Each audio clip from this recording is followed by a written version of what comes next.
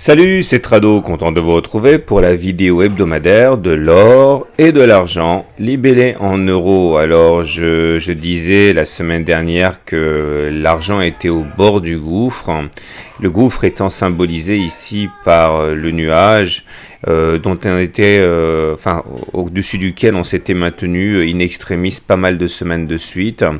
Et la semaine dernière, on avait intégré le nuage, ce qui voulait dire qu'on était vraiment tout proche de passer en dessous.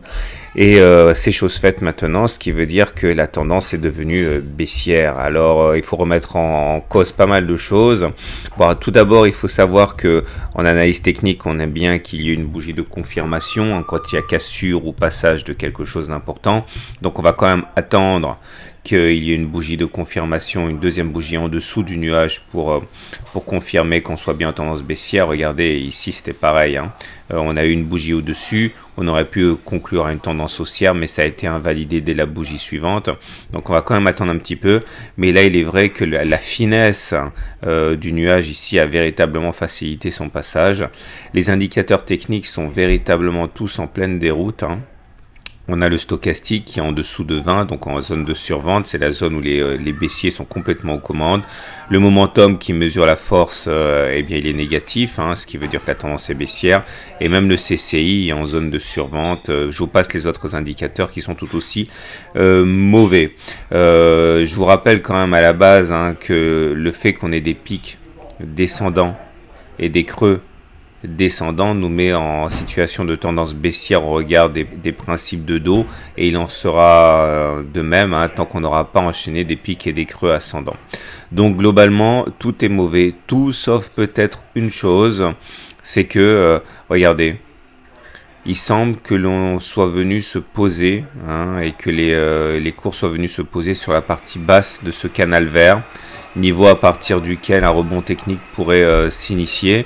Je pense que c'est tout à fait classique, hein, d'autant qu'il y a une divergence haussière sur le momentum. Regardez, ici, les cours ont fait un plus bas sur ce laps de temps, mais pas le momentum, ni le stochastique. Ça s'appelle une divergence haussière. Vous voyez, plus bas sur les cours, mais pas plus bas sur les indicateurs. Ça veut dire que la baisse en cours n'est pas très raisonnable, n'est pas très fiable et peut-être un petit peu excessive. Et on peut s'attendre effectivement à un rebond technique. Mais j'ai bien dit technique pour l'instant. Et vous avez vu tout le chemin à parcourir avant qu'on bascule en tendance haussière. Si maintenant on regarde l'or, eh bien, c'est presque aussi mauvais. C'est presque aussi mauvais parce que, bon, on commence par les indicateurs, vous voyez, stochastique en zone de survente, CC en zone de survente, momentum négatif. Ensuite, un relativisons avec là aussi une divergence haussière et également un contact sur le bas du canal. Pendant très longtemps, je pensais qu'on était dans un bison. J'en ai suffisamment parlé, hein, qu'on casse généralement par le haut, mais finalement les attaques hein, successives sur l'or ont eu raison de ce biseau et on a donc transformé ce biseau en canal sur lequel il semble bien que l'on veuille rebondir aussi là. Donc même constat que sur l'argent, on passe en dessous du nuage en profitant de la finesse de ce nuage. Hein. Là, vous voyez, on avait bien rebondi sur le nuage parce qu'il était un petit peu plus épais. Là, c'était trop demandé. Vous remarquerez également que les pics sont descendants, que les creux sont descendants. Et vous remarquerez enfin que dans les deux cas, pour l'or comme pour l'argent, on est en dessous d'une moyenne mobile à 20 semaines qui descend.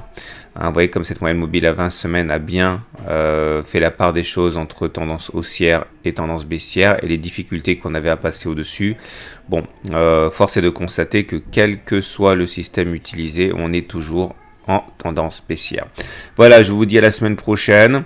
Ah oui, je réponds à un petit mail hein, qu'on m'avait envoyé. Comment fait-on pour faire baisser l'or en le manipulant? Bah, c'est très simple, c'est parce qu'en fait le marché que vous voyez, c'est un marché, ce qu'on appelle le marché du papier, qui est complètement déconnecté du marché du réel. Et quand on voit qu'il y a 100 contrats papier pour la même quantité d'or, c'est-à-dire que il y a 1 gramme pour 100 fois plus sous forme papier, 1 gramme d'or réel pour 100 grammes d'or papier. Il est facile en fait de spéculer à la baisse et de faire baisser les choses. Hein. C'est comme ça qu'on fait pour faire baisser l'or. Voilà, donc je vous dis à la semaine prochaine pour la mise à jour.